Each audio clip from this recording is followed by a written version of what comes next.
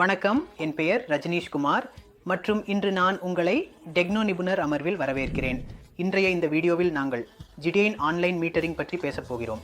இன்றைய இந்த வீடியோவில் நாங்கள் ஈஸ்ட்மேன் சோலார் ஆப்பின் மீட்டரிங் எப்படி செய்கிறது என்பதை பற்றி அறிய போகிறோம். முதலில் பிளே ஸ்டோரிலிருந்து ஈஸ்ட்மேன் சோலார் செயலியை பதிவிறக்கம் செய்து நிறுவவும். அதற்கு பிறகு ஈஸ்ட்மேன் சோலார் ஆப்பை திறந்து அதன் பிறகு ஆப்பை பதிவு செய்ய வேண்டும். அதற்காக பதிவு செய்யப்பட்ட பயனர் மீது கிளிக் செய்யவும். நாம் வாடிக்கையாளர் மின்னஞ்சல் ஐடியை உள்ளிடுவோம். அதன் பிறகு கோரிக்கை சரிபார்ப்பு குறியீடு மீது கிளிக் செய்து வாடிக்கையாளர் மின்னஞ்சலுக்கு வரும் ஓடிபியை இங்கே உள்ளிடுவோம். குறியீட்டை இங்கே உள்ளிட்டு அதன் பிறகு ஓகே அடுத்தது மீது கிளிக் செய்வோம். அடுத்தது செய்து வாடிக்கையாளர் கணக்கு தகவலை ஆற்ற முடிப்போம். பேரில் வாடிக்கையாளர் பேரை உள்ளிடுவோம். அதுக்கப்புறம் பயனர் பெயரை உருவாக்க வேண்டும். அதற்காக எளிதாக வாடிக்கையாளர் பெயரை உள்ளிட்டு அதன் பின்னர் அவரது பிறந்த தேதியை சேர்த்து நாம் அவரது பயனர் பெயரை உருவாக்குவோம். அதுக்கப்பிறகு நீங்கள் கடவுச்சொல்லை உருவாக்க வேண்டும். கடவுச்சொல்லும் பயனர் பெயரும் எளிமையாகவே இருக்க வேண்டும். தயவு செய்து உறுதிப்படுத்துவதில் அதே கடவுச்சொல்லை உள்ளிடவும். அதற்கு பிறகு அடுத்தது மீது கிளிக் செய்யவும். பிறகு புதிய பயனர் வெற்றிகரமாக உருவாக்கப்பட்டது என்று தோன்றும். அதற்கு பிறகு முடிந்தது மற்றும் உள்நுழைவு மீது கிளிக் செய்யவும். இப்போது நாம் உருவாக்கிய பயனர் பெயர் அல்லது மின்னஞ்சல் ஐடியை உள்ளிடுவோம்.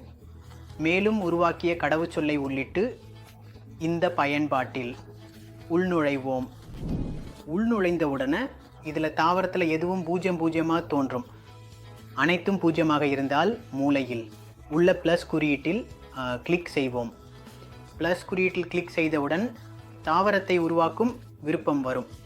இங்கே நாம் தாவரத்தின் பெயரை அல்லது வாடிக்கையாளர் பெயரை உள்ளிடுவோம். பின்னர் வாடிக்கையாளர் முகவரியை உள்ளிடுவோம்.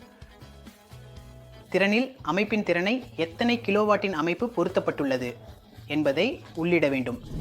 அதற்கு பிறகு அமைப்பு வகையில் பிவி ப்ளஸ் கிரிட், அதன் பிறகு மற்ற விருப்பங்கள் விருப்பமானவை. இவற்றை நீங்கள் நிரப்பவும் முடியும். நீங்கள் நிரப்பாவிட்டாலும் அவற்றை புறக்கணித்து நீங்கள் முன்னேற வேண்டும். இதற்கு பிறகு சேவ் என்பதை கிளிக் செய்யவும். இதற்கு பிறகு டேட்டா லாக் என்பதை கிளிக் செய்தால் மொபைல் ஸ்கேனர் திறக்கப்படும். அதனால் நாங்கள் டேட்டா லாகரை ஸ்கேன் செய்வோம். புதிய இன்வெர்ட்டரில் டேட்டா லாகர் உள்ளமைக்கப்பட்டிருக்கும். எனவே அமைப்பின் உடலில் அதன் QR குறியீடு இருக்கும். இதை ஸ்கேன் செய்ய வேண்டும். முடித்த பிறகு நாங்கள் மொபைல் நெட்டை அணைத்து வைஃபை அமைப்புக்குள் செல்ல வேண்டும். வைஃபை அமைப்பில் ஏபி என்ற பெயரில் ஒரு வைஃபை காணப்படும். அதை நாங்கள் இணைக்க வேண்டும்.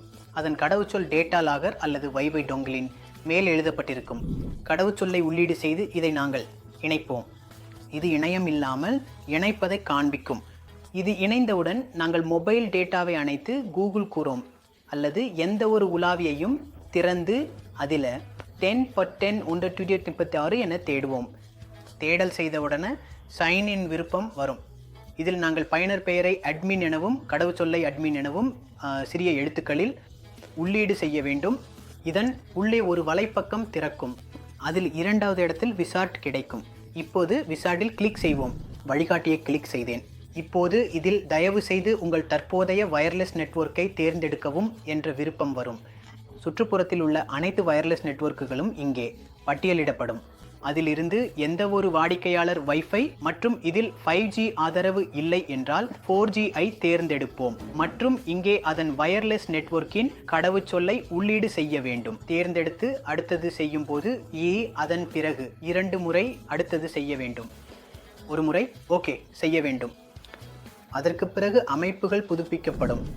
அமைப்புகள் முடிந்தவுடன் எக்ஸ்கிளமேஷன் மார்க் சி, தயவு செய்து இந்த பக்கத்தை கைமுறையாக மூடவும் என்று எழுதப்பட்டு வர வேண்டும். இதை எழுதும்போது டேட்டா லாகரின் நெட்வொர்க் LED ஒளிரும். அதற்கு பிறகு நாம் பயன்பாட்டை திறக்கும்போது இங்கே 2 பச்சை குறிகள் தோன்ற வேண்டும். 2 பச்சை குறிகள் தோன்றினால் நமது அமைப்பு முடிந்துவிட்டது. ஒரு பச்சை குறி இருந்தால் அதாவது அமைப்பு இன்னும் எப்ரேஸ் செயல்பாட்டில் உள்ளது. அதுக்கு பிறகு பயன்பாட்டின் உள்ளே இது ஜெனரேஷன் ஆகும். நாங்கள் வழங்கிய தகவல் உங்களுக்கு மிகவும் பயனுள்ளதாக இருக்கும் என்று நம்புகிறேன். இந்த வீடியோவின் முடிவு வரை எங்களுடன் இருந்ததற்கு உங்களுக்கு மிகவும் நன்றி.